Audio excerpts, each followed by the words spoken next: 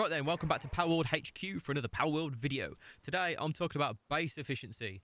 So I finished my base tour video, and after looking at some other kind of tour and base videos, I've seen a lot where it's like most efficient base, do it all in one, end game base and all this kind of stuff.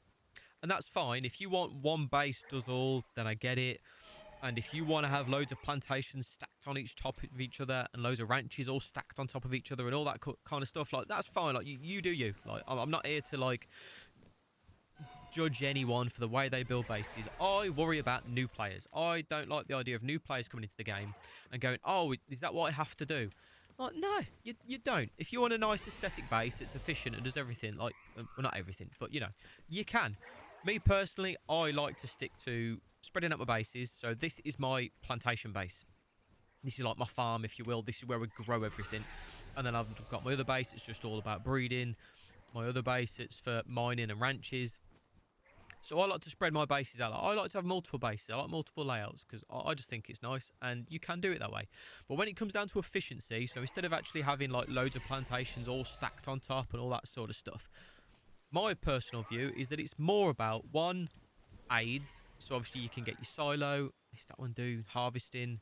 You can get obviously your fountain for your water. You get your flower bed for your planting and stuff like that. But it's more about the pals. You know, it's Palworld, not base world. Although I do love bases. But what I'm getting at is it's more about what powers you have and what you do with those powers. So here I've got my Lylines, and I've 4-starred 2 of them. So when you 4-star them, it takes everything up. So there, on the 3-star, it's 4, 3, 2, and 3. Go over to the 4-star, look, it's 5, 4, 3, and 4. So that increases it. So if you condense it with 120 powers, you get that. At the same time, as you can see, I've got Swift, Artisan, Diet Lover, and Work Slave. So I've got 310 work speed, 403 work speed, 521 work speed, 162, it's a low one, 319, 484. So like these Lylines do the bulk of it. But then not only have I done that, I've got a Lulu that I've 4-starred, because then if you look at her partner skill, while at base, Lulu fills the farm with good spirits, increasing the growth rate of crops. But I've got it at level 5 partner skill. If you have a standard Lulu, it's just level 1. So instead of having loads of Lulus to do it, I've just got one Lulu, but it's doing the same work as if I had 5 Lulus in there. Same again then with Prunella. I've got 2 Prunellas because they also do planting, gathering, handiwork, medicine, transporting. But there we go. While at base, Prunella's prayers bless the crops, increasing their harvest. So Lulu makes them grow faster. Prunella gets more once they have grown. So you pair those 2 pals up with your Lylines or whatever you want to use for planting it. I mean, again, like, I don't know of anything better than a Lyline. I've been off the game for a little bit, I won't lie. But Lylene seems to have been the best for planting and gathering, to have it all in one instead of having separate pals. Same goes then for cooking. I've got my Phalaris there that I've named Cookie. He's my 4-star. Work Slave, Artisan, Swift, 434 work speed. So if I want anything cooking, mainly I use him. But I do have some others knocking about just to help lend a hand. And then I've got my Anubises that are all big work speed, bread for Artisan, remarkable craftsmanship, work slaves there. That 314 work speed, 439, 314, 439. So you kind of get the idea. So if you can put the time into work on your pals instead of just building loads of base stuff, then you can have a more aesthetic base, like more minimal, but you get plenty of work done. So if we look in here, proof's in the pudding, as they say, or proof's in the berries. And then if we go over to my fridge, I'll probably do putting another fridge in here actually. I might do that after this video. I might put another fridge there and move that because yeah, that stuff's filling up. And then if we go over to quickly fast travel to my, actually we'll walk. We'll have, yeah, we can chimwag while we walk. I'll just go along with. So all my I've got a 4 base build tour that I've done a video on. So this is my, basically I want to get anything made, I come here. So I store all my materials here, so then if I want to craft anything, I can, and I get it done quick, because obviously I've got my beefed up Anubises, so you put anything on them production lines, them Anubises get it done quick time. I've got plenty of oil coming from these Ozarks. Anyway, I'm getting distracted. So if we come over here, this is where I wanted to come to. So same with ranches, you don't have to have loads of ranches stacked on top of each other. What you can do again is if you 4-star them. So here we go. So Doomads, I've got 4-star, 2-star. I've mainly done my B guards. So I've got 3 stars, 3-star. I've got 4-star Mazzarina, 4-star Mozzarella, 4-star chickpea, 4-star chickpea. I've done a bit on the others. Kelpsies, Lamball, Vixies.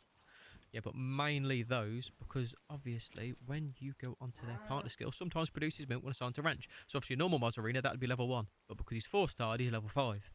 So I just need 2. So I tend to just put 2 in each ranch. So I'm 90% sure I've got every ranch pal. Again, I've been off the game for a little bit. I'm sorry. So I've got plenty. Where we go? I need to sell them berries.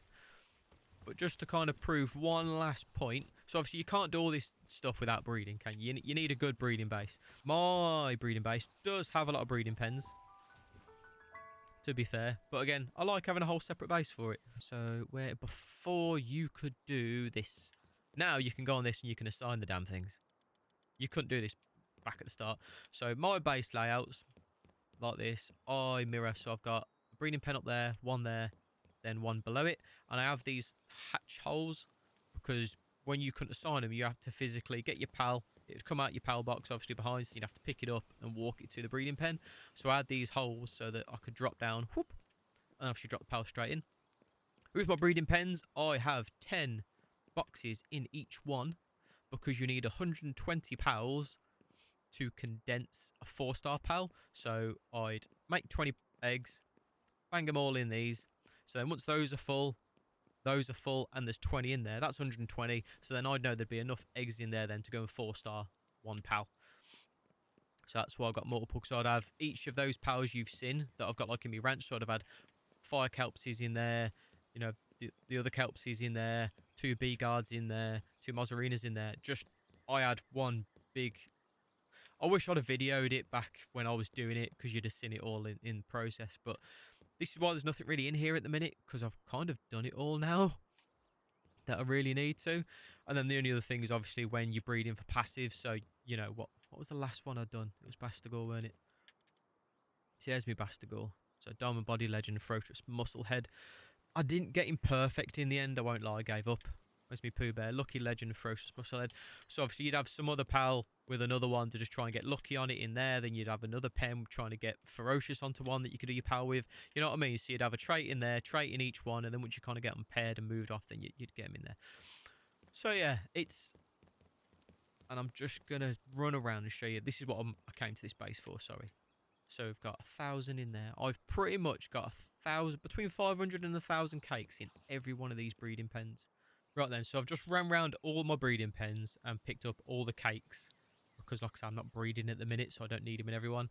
And I've got, there you go, just short of, so 16,000 cakes. Like, if you want, you can make tens upon tens upon tens upon thousands, but that's plenty for breeding. And to be fair, that's because I haven't made none in a while since breeding. But you've seen all the powers I've done and the 4-star values on all of them. So yeah, I hope you've enjoyed the video, and I hope I've convinced you, or not even convinced you, but if you're a new player, I hope you've kind of looked at this and saw that there's another way to have an efficient base and not have to just stack up a load of plantations and a load of ranches and a load of breeding pens. And, you know, you don't have to have that big stacked look sort of thing. Again, if you want to do that, it's fine. I'm not saying you can't. I'm just saying, you know, there's plenty more ways of building efficient bases and leveling up on the game and getting good production from your pals and from your bases. So yeah. Anyway, keep playing, keep building, keep fighting, and I'll see you again for another Palworld HQ video.